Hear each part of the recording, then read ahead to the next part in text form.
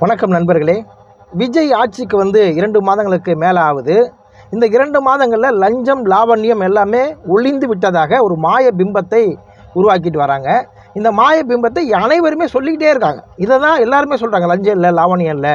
இன்றைக்கி கட்சி ஆரம்பிச்சிருக்கு. அண்ணாமலை வரைக்கும் என்ன சொல்கிறாருன்னா, லஞ்ச லாவணியம் தான் ஒழிக்கப்பட்டிருக்கு அப்படின்னு சொல்கிறார். இப்படி பல பேர் லஞ்ச லாவணியம் ஒழிக்கப்பட்டிருக்குன்னு லஞ்சத்தை மட்டுமே மையப்படுத்தி சொல்லிக்கிட்டே இருக்காங்க. இதை நம்பினாரோ என்னமோ தெரியல, மாண்புமிகு முதல்வர் விஜய் அவர்கள் உங்ககிட்ட யாராவது லஞ்சம் ஏதாவது கேட்டாங்கன்னா கொடுக்க முடியாது சொல்லுங்க, நான் இருக்கேன் உங்களோட.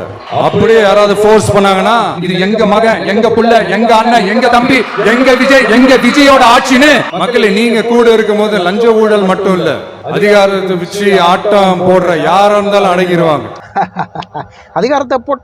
அதிகாரத்தை வைத்து ஆட்டம் போற யாரா இருந்தாலும் அடங்கிடுவாங்கன்னு ரொம்ப கான்ஃபிடென்ட்டாக விஜய் அவர்கள் சொல்கிறாரு. அந்த கான்ஃபிடென்ட் எனக்கு ரொம்ப பிடிச்சிருந்துச்சு. இந்த கான்ஃபிடென்டான டைலாக்கெல்லாம் கேட்கும் பொழுது எனக்கு டிஆர் அவர்களுடைய டைலாக் ஒன்று ஞாபகத்துக்கு வருது. ஒரு பழைய படம். டிஆர் அவர்களோட பெயர் வந்து ஜெயபால் அப்படின்னு அவர் பேர். அவரோட ஆளை வந்து ஒரு ஆள் அடிச்சிருவான். அடித்தோன்னா ஜெயபாலோட ஆள் வந்து ஓடியாந்து சொல்லுவார் டிஆர்கிட்ட, அண்ணே என்ன அவன் அடிச்சிட்டானே, யாரா அடித்தானா அவன் பேரை சொல்லுவான். என் பேரை சொன்னியாடா அப்படின்னா, உங்கள் பேரை சொன்னதுக்கப்புறம் தானே அடித்தான் அப்படிம்பாரு. என் பேரை சொல்லி மாடா அடித்தான் அப்படின்னு டிஆர் டென்ஷன் ஆவார். அந்த காமெடி தான் எனக்கு ஞாபகம் வருது. ஏன்னா உங்ககிட்ட யாராவது லஞ்சம் ஏதாவது கேட்டாங்கன்னா கொடுக்க முடியாது சொல்லுங்க, நான் இருக்கேன் உங்களோட. அப்படியே யாராவது ஃபோர்ஸ் பண்ணாங்கன்னா, இது எங்க மகன், எங்க புள்ள, எங்க அண்ணன், எங்க தம்பி, எங்க விஜயோட ஆட்சின்னு ஸ்ட்ராங்கா சொல்லுங்க. அதெல்லாம் எவ்வளோ இருக்கு? 30 ஒன்று தான் அனுப்பிச்சிட்டுங்களா? இது என்ன அக்கால சொல்ல கொடுத்தா சதவீதம் வச்சுருவோம். இன்னைக்கு போட்டு விட்டுனா போட சொல்லிட்டேன். நான் உண்மையிலே போட்டேன்டா. சரி போட சொல்லிட்டேண்ணா. 400 வரைக்கும் வேலையை போகிறான். சீக்கிரம் முடிச்சு கொடுங்க அமௌண்ட்டு சீக்கிரம். ஒரு கேட்டுனே போடா. அவர் தான் போடுறேன்றாரு. இவர் யாரு கேட்டிங்கன்னா, மாம்பாக்கம் ஏரியாவில் அவர் ஊராட்சி மன்ற தலைவராக இருக்கிறார். அது மட்டும் இல்லாமல் தாவேக்காவுடைய மாவட்ட இணை செயலாளராக இருக்கிறார். இவர் 1,30,000 ரூபா லஞ்சம் வாங்கியிருக்கிறார். லஞ்சம் வாங்கினோடனே உடனே டேக் இட் அப்படின்னு ஒரு படத்தில் டிப்ஸ் கொடுப்பார்ல, ஆனால் பரவாயில்ல டேக் இட்னு ஒரு அமௌண்ட்டை கொடுத்துட்டு போவாங்கல்ல, அது மாதிரி இவர் அந்த பணம் வந்த உடனே இவங்க வேறு இருக்காங்க, இவங்க பக்கத்தில் ஒரு லேடி இருக்காங்க. லேடி இருந்தால் அவர் தயங்குறார் கொடுக்க வந்தவர். ஆனால் இவர் என்ன சொல்கிறாருன்னா, பரவாயில்ல கொடு அப்படின்றார். உடனே பணம் எடுத்து கொடுத்தோடனே அது டக்குன்னு அவர் பணம் கொடுக்கல, டக்குன்னு ஒரு கட்டு எடுத்து அந்த லேடிகிட்ட கொடுத்துட்டு செலவுக்கு வச்சுக்கோங்க அப்படின்றார். ஏன்னா அந்த லேடி வெளியே போய் சொல்லிடக்கூடாதுங்கிறதுக்காக அவருக்கும் லஞ்சம், ஒரு வேலையாகிறதுக்காக இவருக்கு ஒருத்தர் லஞ்சம் தராரு. இந்த லஞ்சத்தை மறைக்கிறதுக்காக இவர் இன்னொருத்தருக்கு லஞ்சம் தராரு.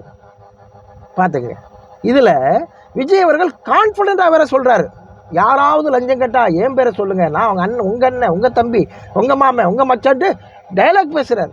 கடமை கண்ணியம் கட்டுப்பாடுன்ட்டு ஒரு காலத்துல கொள்கையோடு இருந்த கட்சியெல்லாம் இன்னைக்கு எப்படி இருக்காங்கன்னு உங்களுக்கே தெரியும். ஆனா ஒரு காலத்துல கட்சி தொடங்கின உடனே அவங்க கடமை கண்ணியம் கட்டுப்பாடோடு இருந்தாங்கிறத முதல்வர் அவர்களே ஒத்துக்கிறாரு.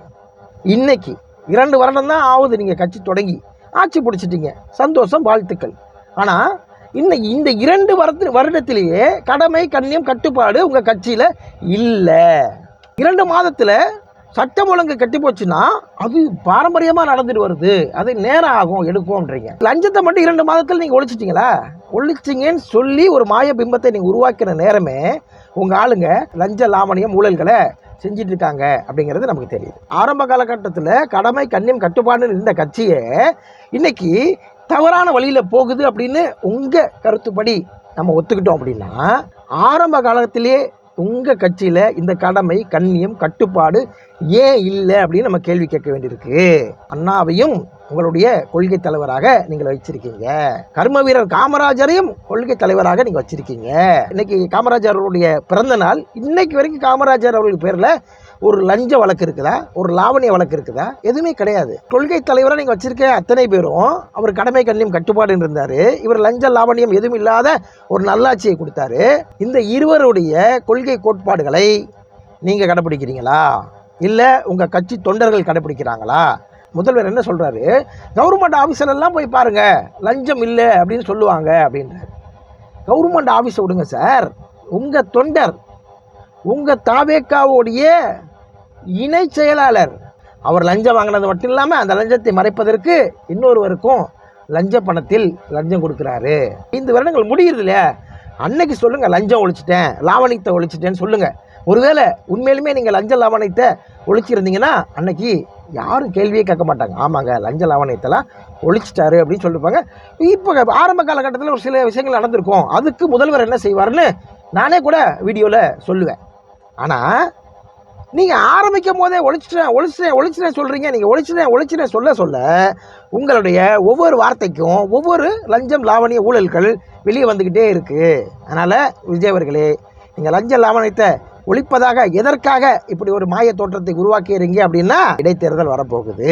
அதுக்கு நீங்கள் ஆட்சியில் செய்த சாதனைகளை சொல்ல முடியாது. அப்போ ஊழலுங்கிற விஷயத்தை எடுத்து 2 மாதத்தில் அழித்தது போல, ஊழலே ஒளிந்து விட்டது போல சொல்றதுக்கு நீங்கள் முயற்சி செய்கிறீங்க. ஆனால் உங்கள் தொண்டர்களிடையே கடமை, கண்ணியம், கட்டுப்பாடு இல்லை அப்படிங்கிறத இந்த வீடியோ மூலமாக மாண்புமிகு முதல்வர் அவர்களுக்கு என்னுடைய தாழ்மையான கருத்தாக எடுத்து வைத்துக் கொள்கிறேன்.